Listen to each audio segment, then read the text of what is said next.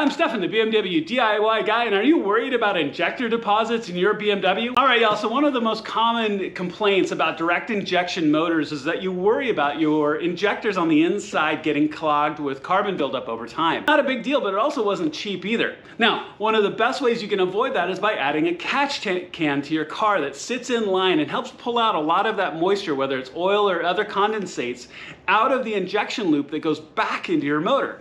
You empty this out every once in a while, and this 80DW1 can is a great way to do that. Now, had an opportunity to install this, so I wanted to show you how you can do this really easily, and it's something that's peace of mind. Every once in a while, you go ahead and take the can off, empty it out, move on.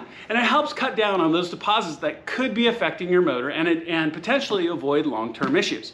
All right, so let's go ahead and jump in the car and I'll show you how to do this. So go ahead and take your vanity cover off. You just take this by pulling upwards and lifting it up and out.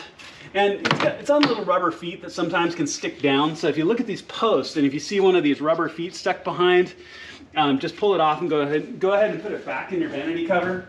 So we also need to remove our plastic covers up here. Now, these are 10mm quarter turn nuts, so you can go ahead and just take a socket or a wrench and quarter turn each one of those.